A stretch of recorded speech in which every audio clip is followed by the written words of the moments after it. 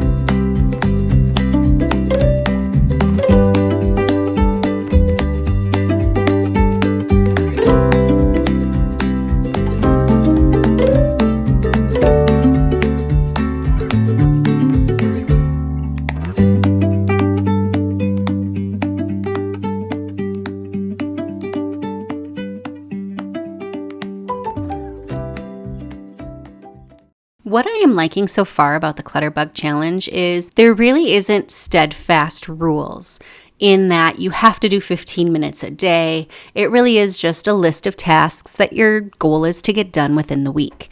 And because I am doing 2 weeks in this first week, it was nice to kind of work on my own timeline. I did have some unexpected things occur during this time. So it was nice to just work at my own pace and also use this as a way to escape from the things that were going on. So I worked in this closet, just getting everything cleaned out, and was very happy with the end results. I did see some flaws in my original organizing design. So I moved some things around, and this is the pile of donate clothes that I had. In that blue bag is a pile of garbage that included, yes, that underwear clean out. I did not follow the 6-month rule I talked about in the last video. I did have underwear that their time had expired and it was time to get rid of them and say goodbye. There's also some t-shirts that were in that bag. Well-used, well-loved t-shirts that were ready to go. Not a ton went in the garbage. A lot went to donate. Sorry to say, it is still sitting in the front seat of my car to be taken to the donation center. But with that being said, once I had some space to sit down, I know the Clutterbug actually has several more steps that I have not done yet. And that included setting up holiday outfits for yourself for the holidays. So you can just grab and go. So I'm just reading over her suggestions that are in the printout. Again, I will link it in the comments below so you can go and download it yourself from her website. And I went and gave it a try. Now, I want to be perfectly honest, in the thick of filming this, I had a lot going on with our family. I'm not going to talk about it in this video because it's definitely a challenge for me to talk about. But as I started to try and set together outfits, I realized my brain is not in that space. So just having a clean, organized closet is all I need right now. And I moved on to week 2. Again, I'm squeezing 2 weeks into one. I moved on to week 2, which is the entryway closet, which, as I mentioned, was much needed because this was Monday, October 30th, and Minnesota got snow. October 31st, Halloween morning, we got snow. It is nothing compared to the blizzard of 1991, which, if you know any Minnesotans that lived in that time, i.e. myself, we remember it like it was yesterday. It didn't compare to that, but we did get snow the next morning, so I'm glad that I took these steps to get the closet ready to move all our winter stuff over. So I store winter hats and gloves in the bench, and what I'm doing is getting those moved into the closet because usually there is something sitting on top of this bench, so having them there for the winter is not a smart idea. Instead, I move our summer stuff, so our spring rain boots, and also summer sandals. And we've been storing our cooler bags up on the top shelf of the closet, and I decided those were better suited to go into the bench for the time being. But I moved all my summer sandals, any summer shoes, any shoes that don't fit my kiddo anymore, they got out. And what I did do was check soles, so I could just see, like, are all of these shoes going to be wearable come spring, so I don't have to decide then.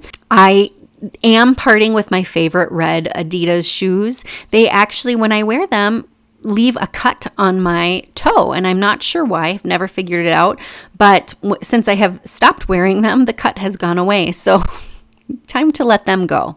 I did a quick vacuum just to get any dust and usually fur from that has been trapped underneath the shelf that we have in there, and went from there. What I was not able to do was actually transition my winter clothes because they are down in storage behind the movie screen in our movie theater. And because I'm too short, I can't remove that screen on my own to get to them. So I had to wait for my husband to be able to help me out with that. So I worked on a additional project that is the office, which I will come back to another time. It is not a part of the Clutter Bug home challenge right now, but it is something that needed to be done for me.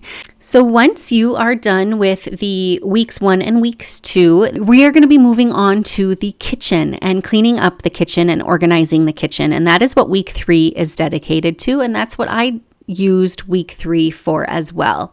Week 3 for me did not go as expected, but I did do quite a bit of organizing and cleaning in the kitchen. So if you're following along with me, move on to that kitchen, start organizing, use the Clutter Bugs guide as your roadmap. I will be back to show you the results of my week 3. We will go from there. I hope you are enjoying this challenge, and I will be seeing you soon. Thanks so much for watching.